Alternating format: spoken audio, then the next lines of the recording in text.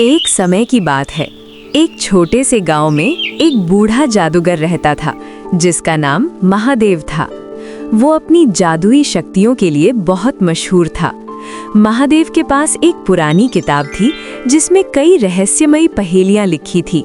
ये किताब पीढ़ियों से उनके परिवार में चली आ रही थी। एक दिन गांव में 3 दोस्त राज, चेतन और ऋषि महादेव से मिलने का फैसला करते हैं। सुना है कि महादेव की पहेलियां बहुत कठिन होती हैं। सही सुना है चेतन, वास्तव में उनकी पहेलियां काफी मुश्किल होती हैं। क्या ये सच है कि जो भी उनकी पहेलियों के सही जवाब देता है उसे वे कोई जादुई उपहार देते हैं? तो क्या कहते हो मित्रों, हमें भी उनके पास चलना चाहिए? लेकिन ये भी सच है कि जो गलत उत्तर देता है उसे अपनी सबसे कीमती चीज खोनी पड़ती है। अरे, तो क्या हमें अपनी बुद्धिमानी पर शक है? बिल्कुल नहीं, चलो फिर चलते हैं। तीनों दोस्त महादेव के पास जाते हैं। महादेव एक पेड़ के नीचे ध्यान में बैठे होते हैं।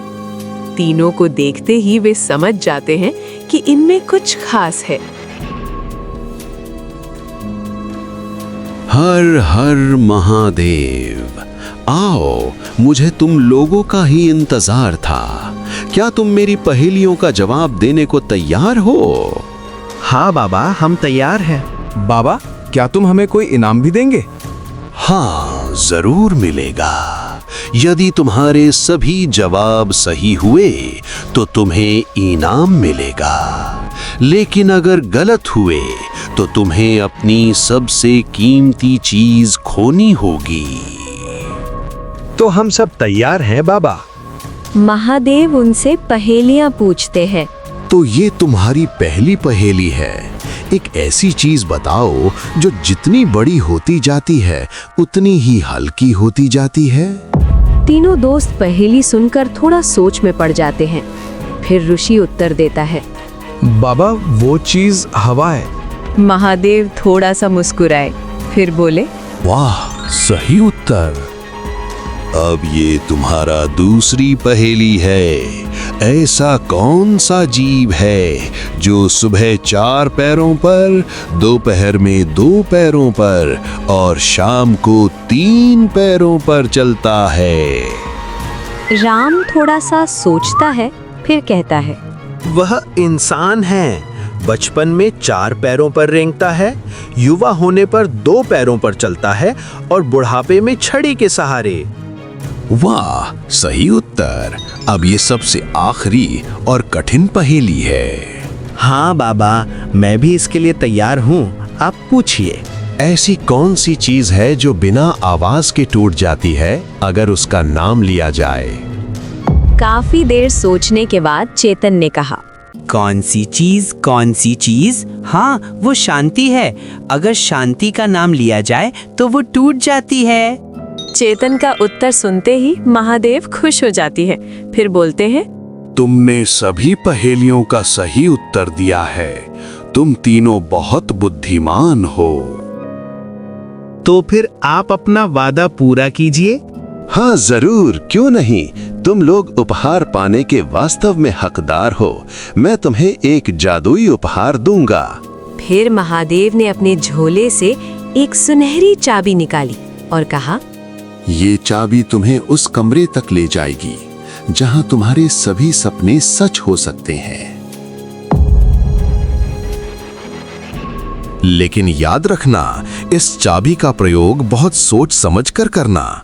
तीनों दोस्तों ने महादेव को धन्यवाद किया और सुनहरी चाबी लेकर वापस गांव चले गए।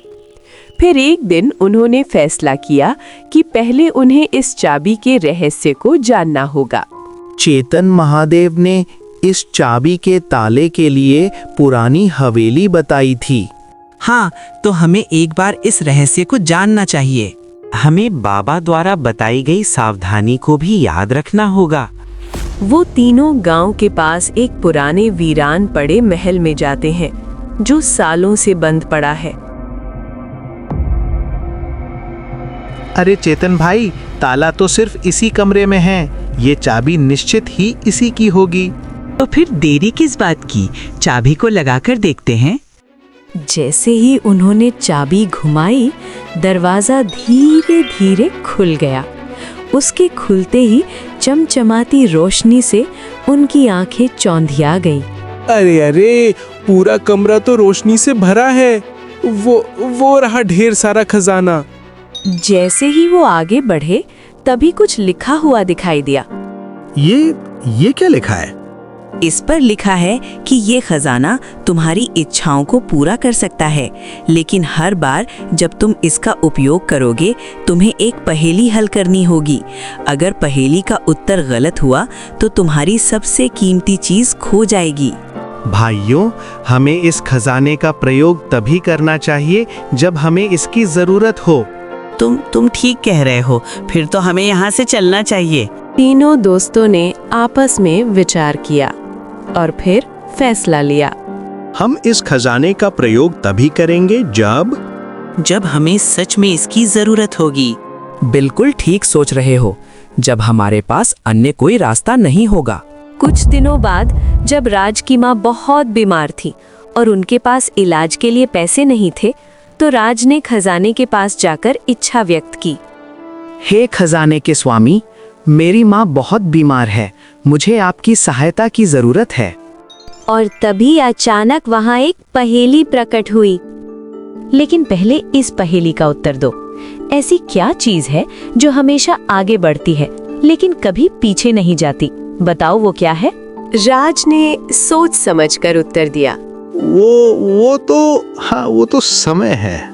खजाने के स्वामी चमकते हुए उत्तर स्वीकार किया और राज को ढेर सारे सोने के सिक्के मिले। अब मेरी माँ बहुत जल्द स्वस्थ हो जाएगी। आपका बहुत बहुत धन्यवाद। राज की माँ ठीक हो जाती है। तीनों दोस्त बहुत खुश होते हैं, लेकिन अब खजाने का असली मकसद सोचने लगते हैं।